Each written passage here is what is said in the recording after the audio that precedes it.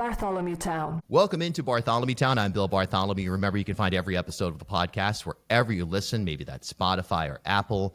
And now on YouTube, ripodcast.com, and from Boston to New Haven on WPRO Radio. All right, one of the topics that we've spent kind of a lot of time on in different capacities over the last several years is multimodality in transit, and just thinking about things like 15-minute cities, thinking about things like how can we transform Rhode Island, a state that is, we'll put it this way, devoid of significant public transit options, whether you're talking even actually devoid of significant bike lanes and even challenges for pedestrians. How can we imagine our state, which is a city state in and around Providence, as we move towards the future?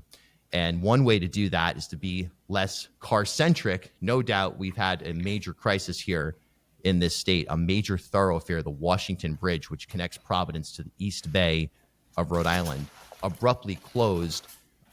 We're not going to get into the travel of that story in detail, but it has proven how difficult it is when you have any significant delay or any significant change to the transit pattern that is car-centric here in Providence. And I think it's given people an opportunity to start to think outside of the box.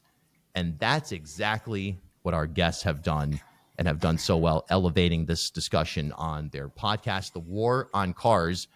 In sum, it's a podcast that delivers news and commentary on the latest developments in the worldwide fight to undo a century's worth of damage wrought by the automobile. They approach the topic from all angles, from politics to pop culture. 2 episodes a week, plus a bonus episode on Patreon. We're joined by Doug Gordon and Sarah Goodyear, hosts of the podcast, who will also be here for a live podcast in Providence coming up on December 2nd at the Uptown Theater in Providence. I will be a part of that as well. So if you're looking to use the bathroom or get some concessions, that may be your moment. Sarah, Doug, thanks so much for your time today. Thank you for having us. Yeah, absolutely. Thanks. All right, let's get into, from a topical standpoint, from each of you. When did you start to pay attention to this topic with enough significance that it became really a vocation for you? So I started reporting on these issues back in 2006. I started with Streets Blog as a freelancer, and just writing about, at that time, Mayor Bloomberg's plan in New York City to make New York more climate resilient, and transportation was a big part of that. And then that was a period in the aughts and 2010s when there was a real interest in how do we revitalize cities? How do we bring cities back from the decline that they'd been in the late 20th century? And a big part of that was active transportation and decentering the car and bringing people onto the streets and into community with each other. And so I just did a lot of reporting about that. I grew up in New York City, so I had that as part of my birthright, but I really wanted to see other people have that, and more people in the United States to have that option to live like that. And I started to be kind of offended by the idea that other people didn't have that ability to just be out in their community on foot or on bicycle and being with their neighbors and using public transit. So yeah, I think it kind of, for me, I started out from a journalistic perspective, and then it has, over the years, morphed into maybe more of an advocacy role, because it's something I just feel so passionately about. Doug, similar question. Your entry point is? Yeah, I grew up in Andover, Massachusetts, so north of Boston, on a cul-de-sac with no sidewalks off of a very busy road, Route 28. And biking and walking was more or less impossible. And I was driven to school and drove to school when I got my driver's license. And I ended up living in Atlanta briefly after college. And that is just, sort of LA without the beach. You have to drive everywhere. And I really just didn't like that part of living in Atlanta. And so as soon as I could, I moved to New York City, where I had a lot of friends and family. And as soon as I arrived there, I just felt instantly at ease, being able to use the subway. And a little while later, it was sort of the same period that Sarah was talking about. The DOT under Jeanette Sadiq-Khan was adding bike lanes and all kinds of stuff to the city. So I started paying attention to that a lot more. My background is in television production, so I was sort of approaching this issue from sort of like a documentary-based mindset of like, how does this get made? How does this happen? And that was sort of my entry point into stuff. It's interesting you each have that New York experience, as do I. Spent a decade in the city, and I think it was such a profound mental shift, if nothing else, to arrive in New York and realize I'm going to sell my car. Number one, this is convenient, so I can pay my rent. I was a musician, so I was like, this is great.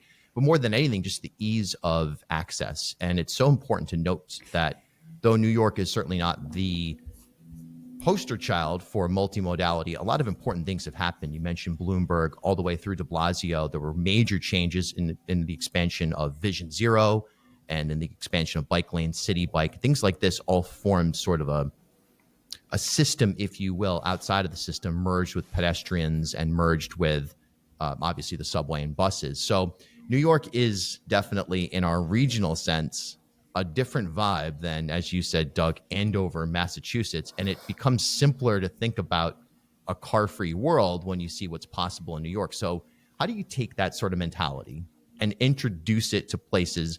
Let's even stay here in Providence, where we've got a bus system, RIPTA, Rhode Island Public Transit Authority, that is hardly usable. In fact, they've just made significant cuts to it. And most people couldn't imagine life without a car. So what's the starting point for somebody who lives in a place like Andover or Rhode Island that it's not New York, but you should still think about moving past the car? Yeah, I mean, a lot of New England small towns and a city like Providence have excellent bones. There's small streetscapes. Even those small towns like the one I grew up in have a central downtown with town hall right in the middle and a junior high school right off the main street. And so I think you kind of have to start where it's possible. I mean, obviously in the outer edges of those towns, you're going to need a car to get around and do the things you want. But it is possible. E-bikes make a big difference in places like that, where maybe transit service is not so expansive or all that useful, but things are not quite so far away that you couldn't use an e-bike with a little assist.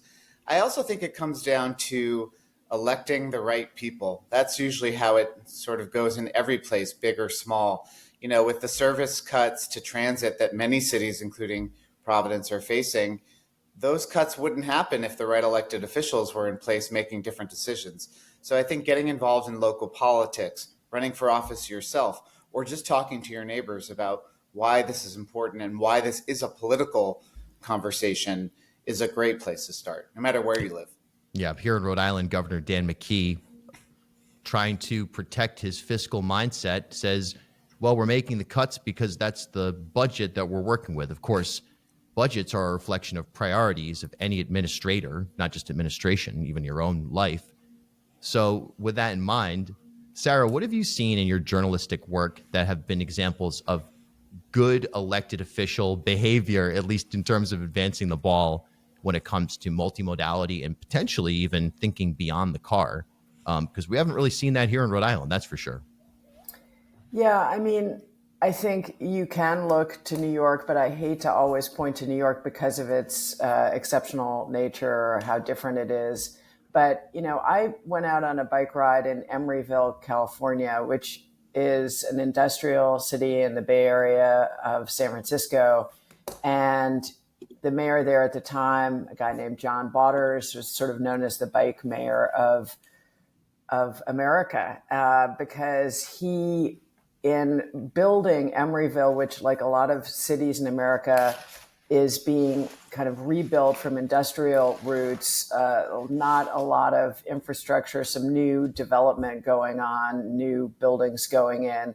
And instead of steering that new development toward being more car-centric, he really fought hard to create a streetscape where people can ride bikes, where people can take transit, and, saw this kind of fresh canvas of what are we doing with this new development, and said, let's make it about people and not about cars. And so in a landscape that, not unlike certain parts of Rhode Island, has a really heavy industrial history and some, rail infrastructure and highway infrastructure kind of plowing through it and fragmenting the community, the mayor in Emeryville really leaned into reconnecting that community and kind of repairing that community through the streetscape and investing in what the experience for human beings on the street is. And,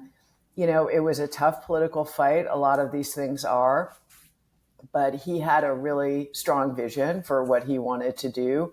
And as a result, that city, the very small city, is now, a place where people do bike and walk and use transit. And, that's the kind of leadership that Doug was talking about. I think, he's not in office yet, but I also want to point to the campaign of Zohran Mamdani in New York.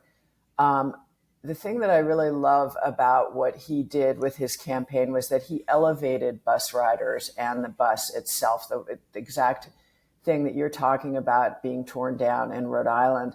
And, I think there's so much stigma put on the bus. And that's because we don't really have respect for the people who are riding the bus traditionally in the United States of America.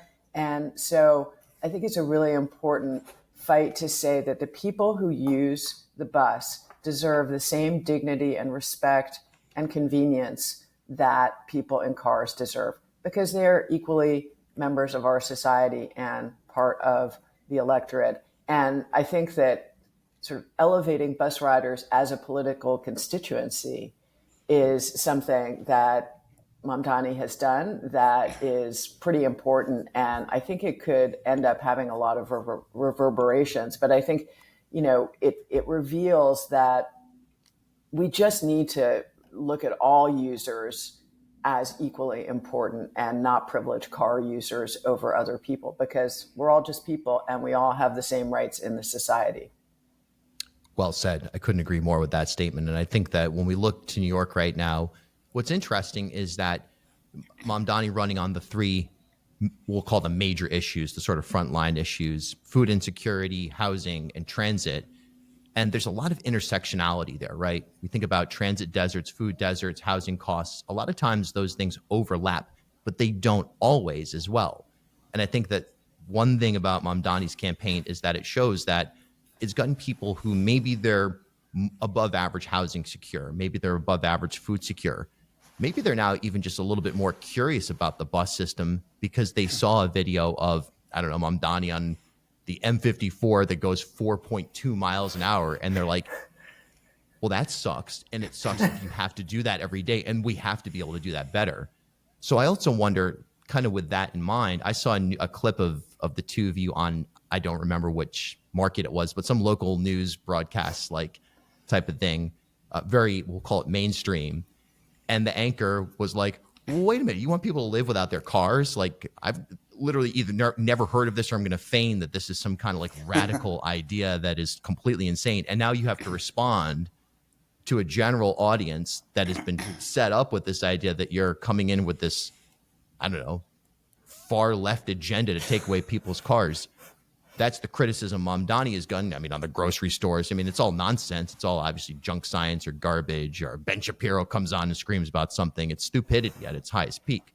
But how do you respond to that? Because you did so in that clip in a way that was very, using that same approach you took before, very humanizing. How do you do that? I wish I remembered exactly what I said on that clip, but usually what we say is it's not an absolutist agenda or argument.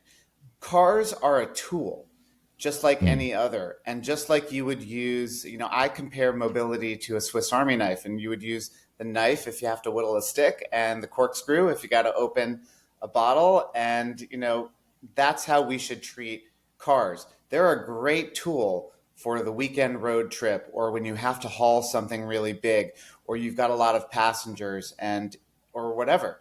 But if you're just getting a gallon of milk at the store and the store is less than a mile away, it's kind of silly to take a Ford F-150 there, or even, a Honda Civic, to be honest. And I think part of what we're trying to do with the podcast and with the book is to get people to question these assumptions that you just have to default to driving for everything. I sort of liken our movement to like a meatless Monday sort of movement.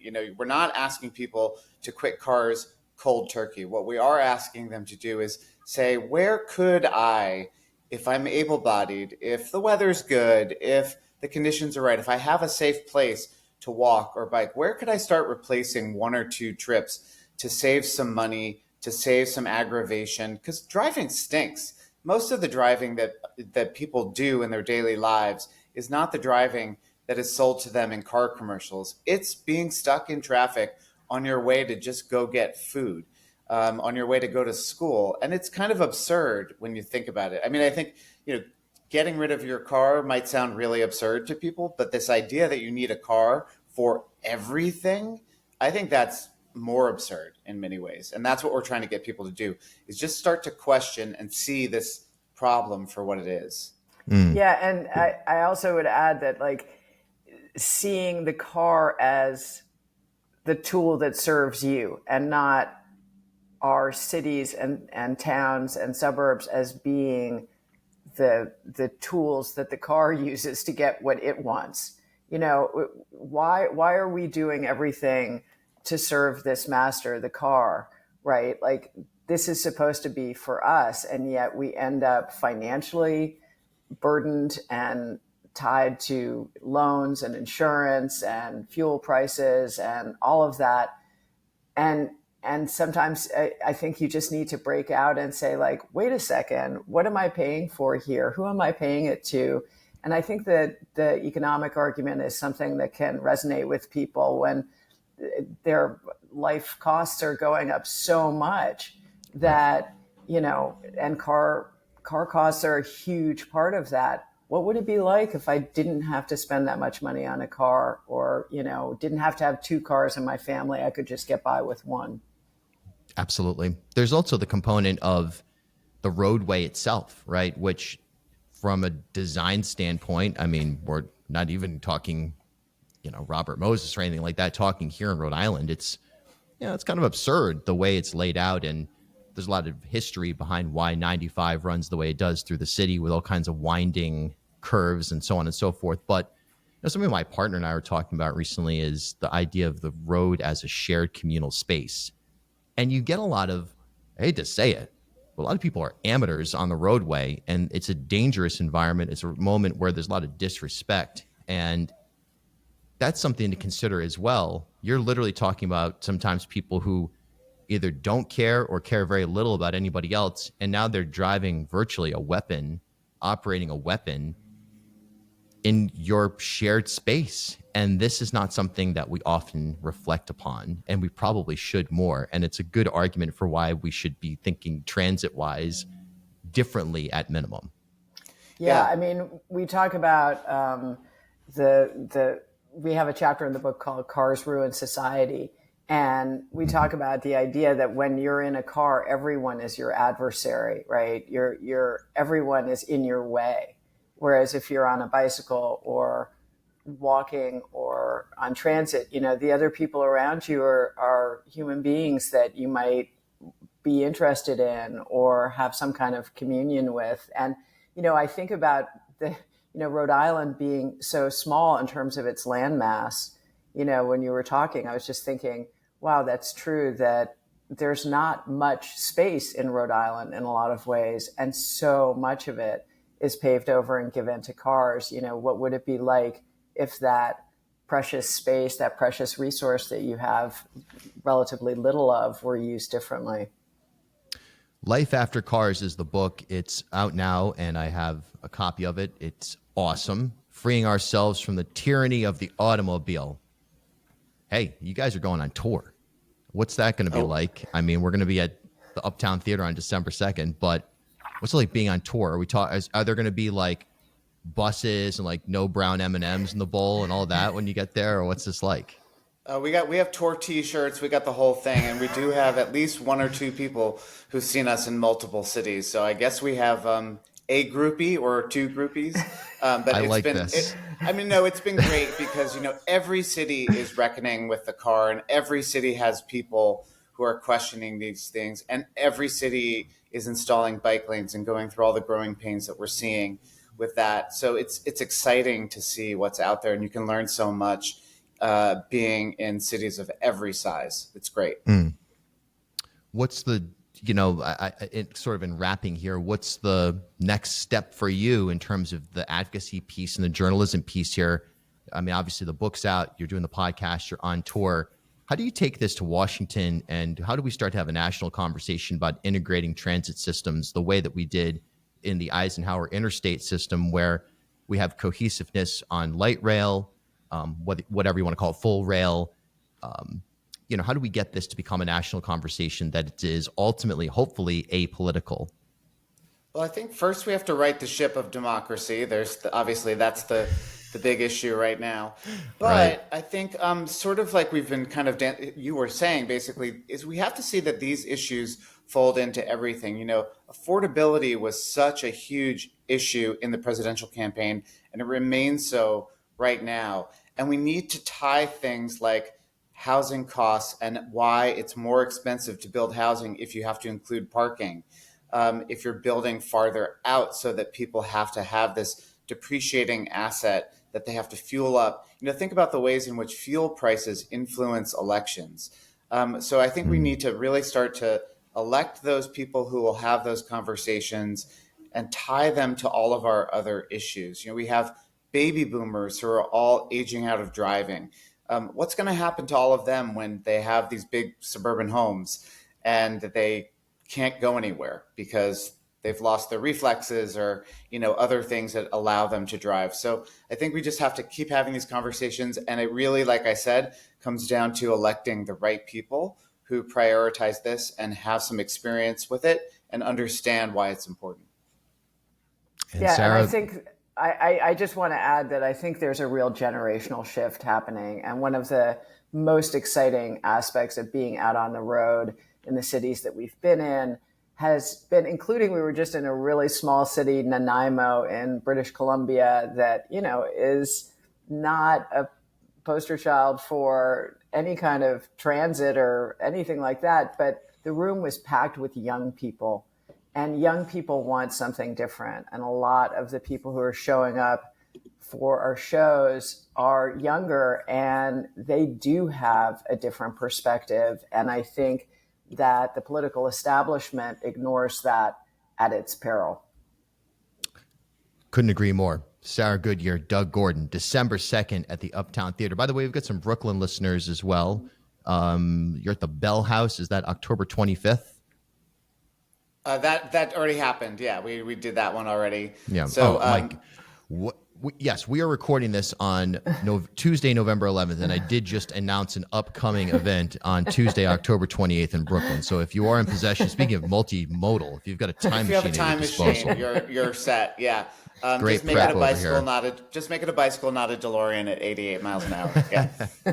just come to Providence, December 2nd, walk around. There's tickets available still. It's a beautiful theater, just renovated, and it's going to be a great night. Thanks for all you excited. do. The advocacy is deeply appreciated. I think we're going to see a shift here. I don't think Mamdani is an anomaly. I think we're going to start to see a shift in this conversation, and you're at the front lines of it, and it's greatly appreciated. Thanks, Thank you Bill. so much, Bill.